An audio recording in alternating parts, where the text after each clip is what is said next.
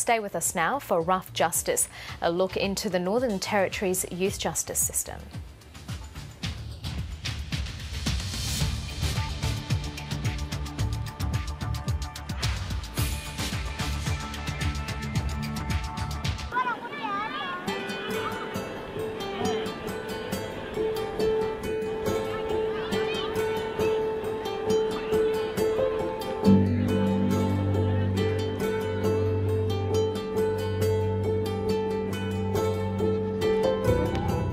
Can we put a hand on our heart and say, we are satisfied that our children are safe? I'm not sure we can. I will take children home at 2 o'clock in the morning, and every kid, down to the ones in nappies, will still be awake outside the house running around on the road. In regards to what we've seen with this young girl, as Acting Chief Minister and on behalf of the government, I take that responsibility on board, and we have failed that child. Bad things happen in the world every day.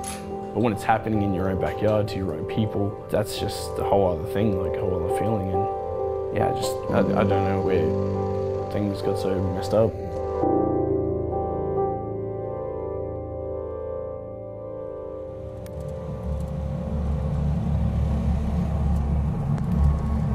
The rape of a 2-year-old girl in the outback town of Tennant Creek in February shocked the nation. 6 months after a Royal Commission reported, the Northern Territory government is again scrambling to demonstrate it can repair a failing system. As a government, we are investing heavily in our child protection system and making sure that we are fixing a system that has been broken over many years.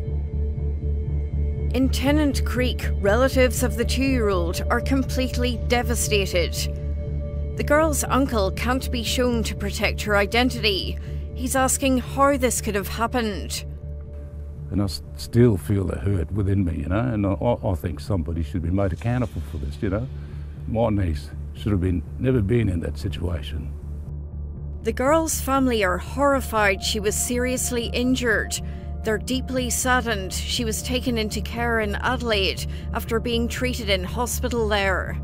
One of the things I can't understand is whereby the two government agencies, Territory Family and also the police, you know, didn't work together, you know, where they could have got a kinship care early on, and whereby my family and the mother's family could have taken care of my niece. We do take our obligations in relation to the Care and Protection of Children Act very seriously, and we just continue to work with Territory families around that. The Children's Commissioner investigated and found police, health staff and family had made 52 child protection reports about the toddler and her sisters over 16 years. She found child protection authorities hadn't added up the domestic violence, substance abuse, neglect, assault and sexual abuse reports to see cumulative harm. It was foreseeable that that baby would be harmed if left in that environment. And what should the action have been? I think earlier on that the child should have been removed from that family. The Commissioner has rejected the government's initial denials that the rape was foreseeable and dismissed the department's warning her advice would mean many more children with similar cases would enter care. If a child is unsafe in a particular placement, whether it be with family or extended family, that child needs to be removed.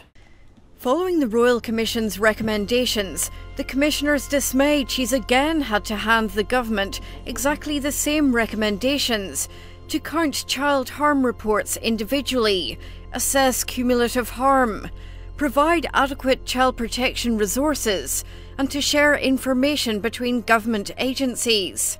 There's a lack of accountability in what occurs at all levels of child protection and any services that are dealing with police. We absolutely need to get a handle on this. The government's accepted the Commissioner's recommendations.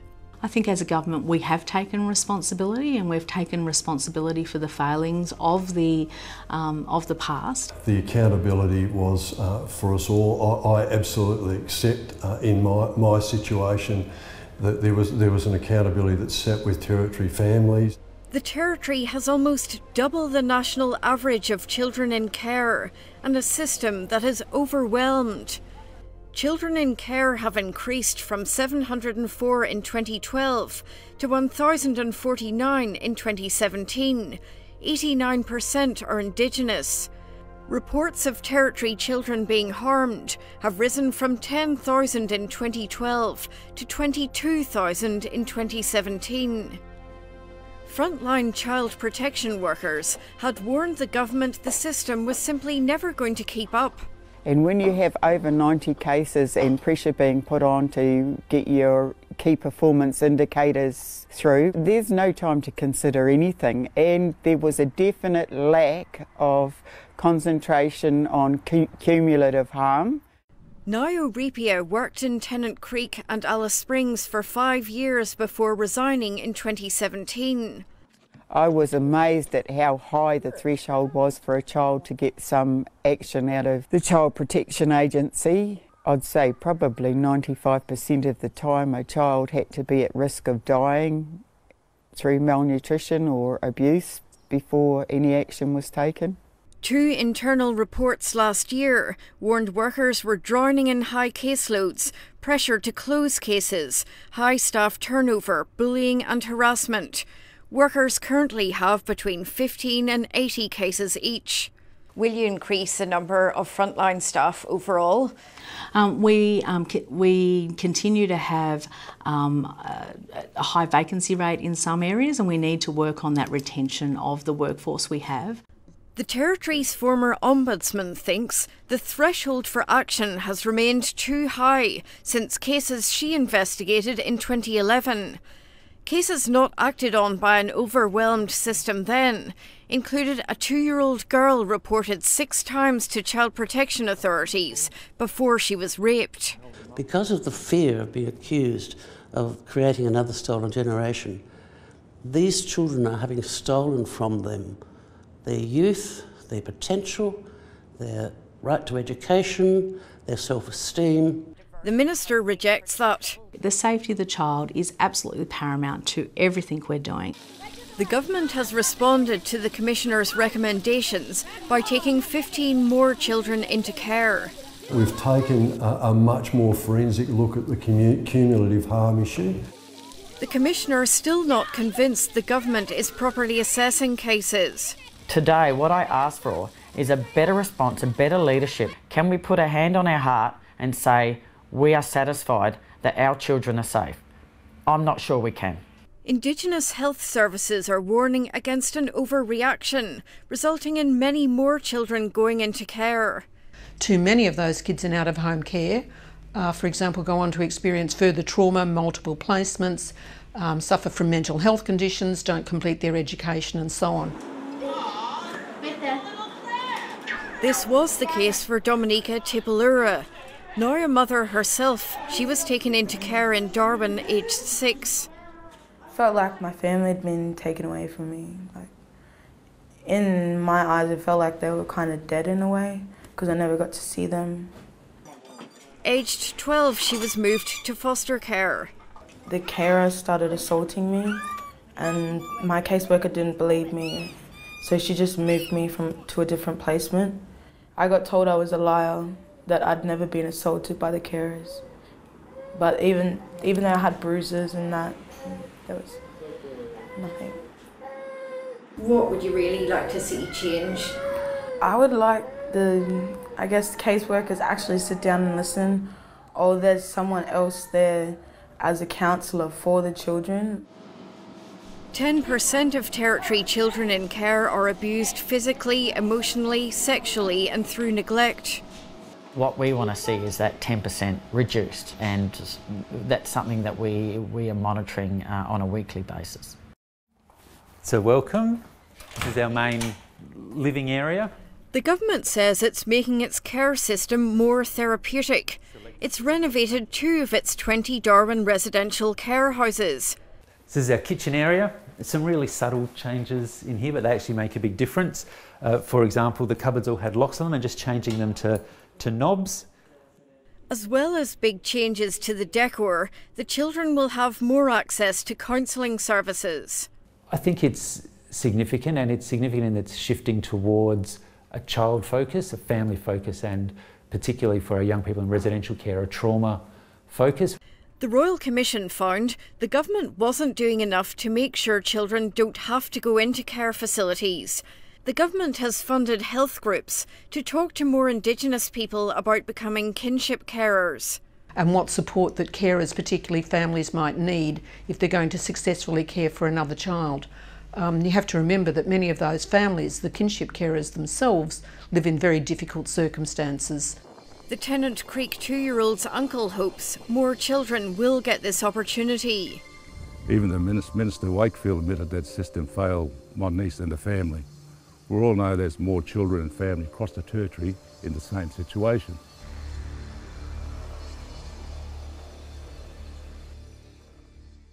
So this is one of 3 properties that you've had broken up. And it's very, very disappointing to see that this is the way people treat houses. There's scepticism about the prospect for change in communities feeling the effects of social dysfunction and rising crime.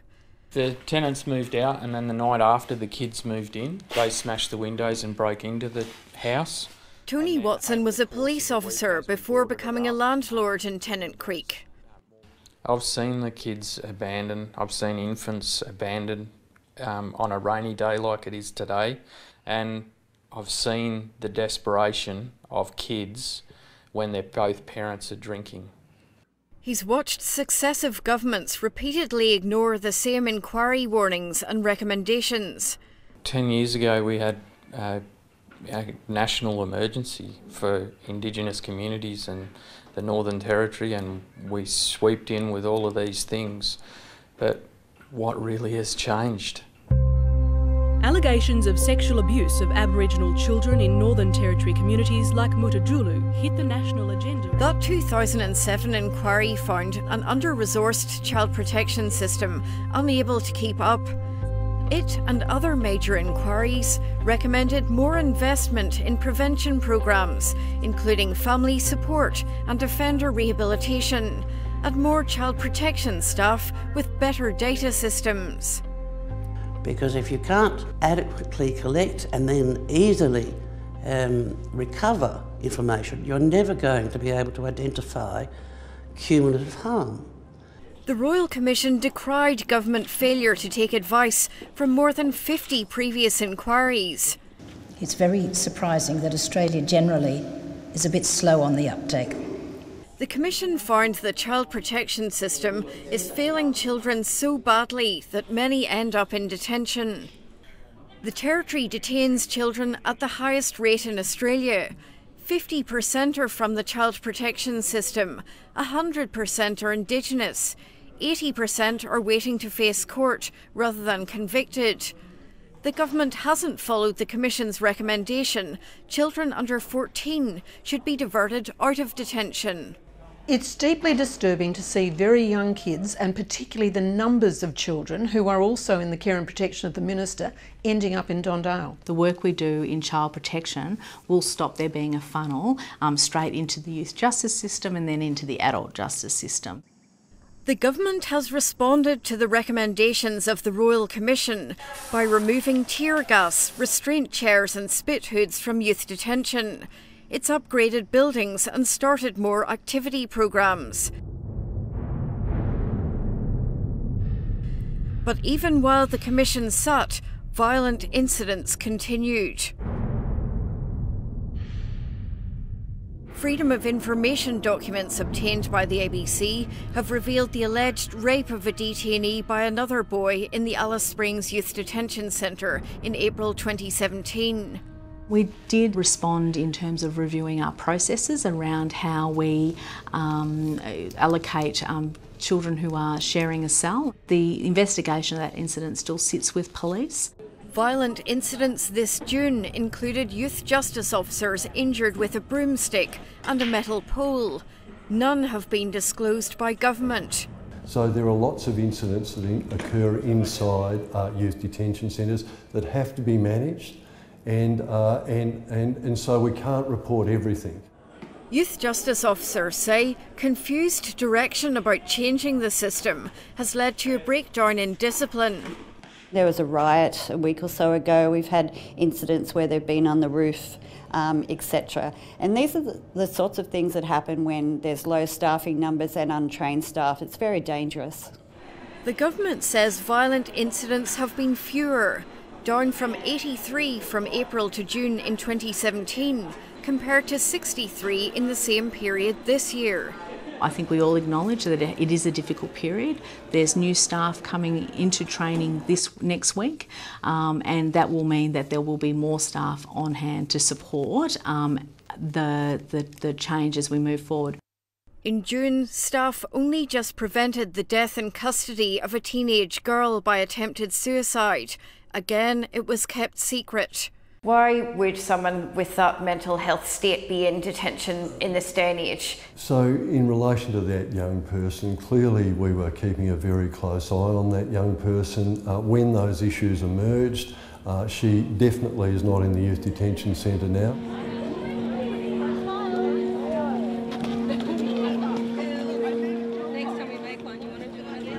Since the rape of the 2-year-old, the Tennant Creek community are talking more openly about what's making children unsafe. Well, housing's been very, very big problem here. Alcohol has been a major factor as well. Problems they'd kept warning governments about. But when you have families that have come from intergenerational trauma, poverty, disadvantage, low levels of education, unemployment, then you've got a multitude of problems here that we need to deal with. What we need is a whole of government approach and start dealing with some of those underlying issues that really are the causal factors of crime. Many of Tennant Creek's services are painfully aware they're only funded to respond to the symptoms of underlying problems. So we're going into the main kitchen. The workload of the Women's Refuge has been reduced by tougher takeaway alcohol restrictions imposed following the rape. But the service is a revolving door. Most people go back to their families because it's not just as simple as it perhaps is for us, you know. So, you know, because you're going, it's an entire family, it's an entire community that you are leaving if you actually leave for good. Young people come to the local council's after-hours youth programme to stay out of trouble, away from drunk adults and for constructive activities. There's no fighting here or no drunk people come here. I think our program is also a band-aid. The most useful thing I think I could do is start working with families around raising their own kids. It's no good myself and other organisations like us raising other people's children for them. Some children get their only daily meal here. I will take children home at 2 o'clock in the morning, and every kid down to the ones in nappies will still be awake. They're probably outside the house running around on the road because there's no space inside the house. Tennant Creek has some government-funded prevention programs. Its Indigenous health organisation provides family support and alcohol education. Oh, it's really important. I mean, we know what alcohol is doing to us, you know, we've gone through his rehab, we know what's happened to our body and that. Every local here in Tennant Creek has that problem of drinking.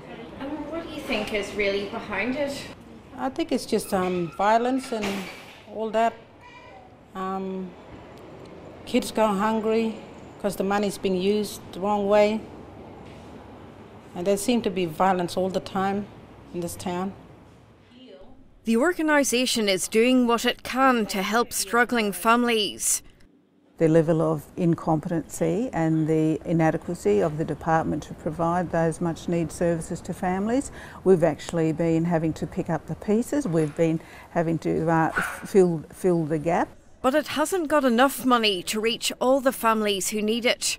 Look, we're not making a huge headway with this, and of course the challenge is going to come from being adequately resourced, to ask Anningie Health Aboriginal Corporation to actually roll out anything in response to the investigation or the Royal Commission's recommendation at this point in time. We would not be in a position to do that. I want you to put it on your bench, find a little place to work. And then just 2 out of 3 people in Tennant Creek don't work. Caterer Karen Sheldon is running federal government-funded training programmes, tackling generations of welfare reliance.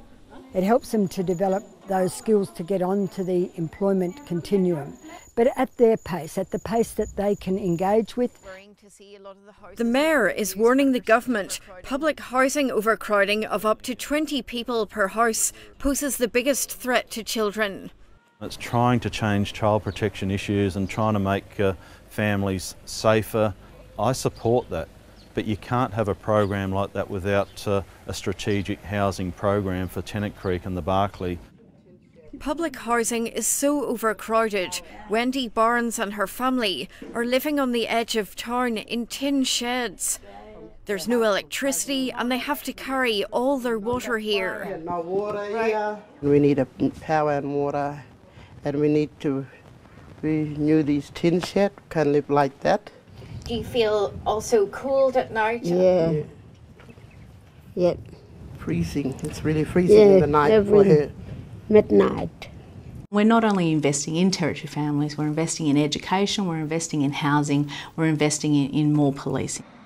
The Children's Commissioner's Tennant Creek report has recommended better cooperation. So we found a lot of services that were very disjointed, that they weren't talking to each other, that were all dealing with the same family at different times. So they kind of fill these gaps. Community organisations say longer, better coordinated government funding agreements would help. Otherwise it's just a waste of time. We're going round and round in circles looking at different directions and what is the flavour of the month and flavour of the year for that government of what they're looking at. Some organisations are now meeting weekly with government agencies to find solutions. I don't think we should necessarily just wait for government to come and support us. We've also got to continue looking at strategies and taking on new initiatives to make things happen ourselves. I just went out for a drink. She's been giving me a bad time. The town's art organisation have taken the initiative to make an anti-domestic violence advertising campaign to help their community better understand itself. It's a bit complicated because when I think about domestic violence, I grew up around it, like I've seen it. I was so used to seeing it, it didn't affect me. They've featured locals and drawn on their own experiences of how to turn life around. So I used to be homeless for a little bit. I was kind of squatting in a burnt down house, and I remember drinking a lot. It was just this feeling of hopelessness.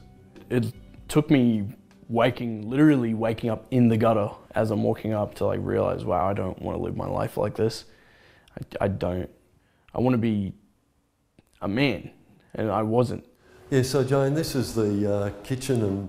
The Territory Government is determined to show it's backing the Royal Commission's recommendation. It spends more preventing young people going into detention and care. It's set up 2 houses which young people can be bailed to, instead of being detained on remand.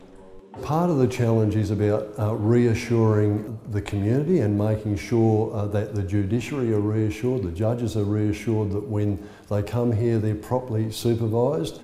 It's part of the government's $230 million plan to respond to the Royal Commission. But non-government organisations don't see enough money being spent on prevention. More than 70% of what's been allocated in that budget will go into strengthening the department. So things like, upgrading detention facilities, new detention facilities, court facilities, a new IT system and information management systems. There is less than 15% of all of that expenditure is anywhere allocated for family support services, and that's what's absolutely needed. We're working with families early to intervene before they get into the statutory system is part of the broader reform we're embarking on, and we are being resourced to do it. The Territory is arguing it could do more with more Commonwealth help. We simply haven't seen the action from the federal government, aside from calling a Royal Commission and then certainly doing not much work with us with regards to rolling out those recommendations. This is an issue that the Royal Commission made it very clear is not one of a lack of resources. There's plenty of money. They're just fantastic, aren't they? Federal ministers visited Tennant Creek, arguing they're already spending enough money on services, including alcohol rehabilitation programs. Our engagement in employment, our engagement in the health system, our investment in disengaging with self-medication, particularly around alcohol, are all having a profound effect. But when the ministers joined the night patrol, they were told it's not enough. The staff sometimes have children begging to stay with them.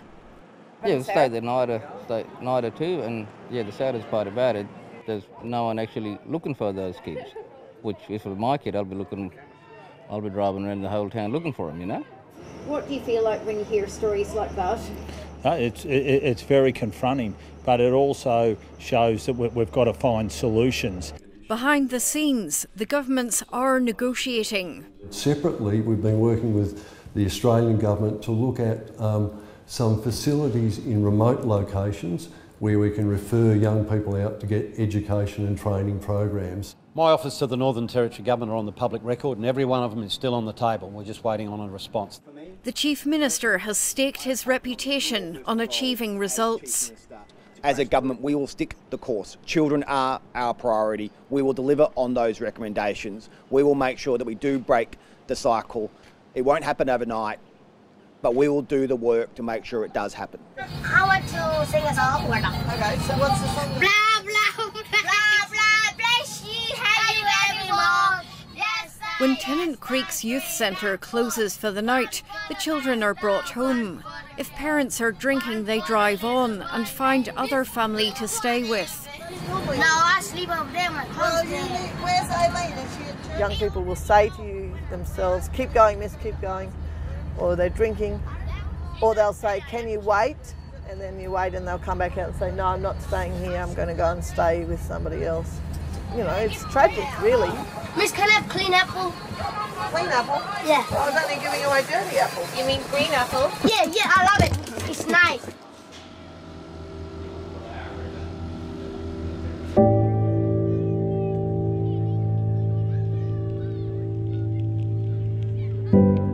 Every night, Alba Brockie focuses firmly on the immediate task. You have to bury that sadness or you can't cope in the job.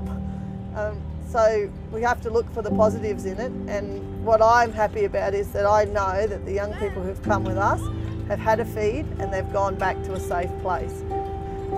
And the good things are that the kids are happy. Look, you know, they are happy even though it's tragic what's going on around them. So many of them still are smiling. Look at that beautiful smile. Yum.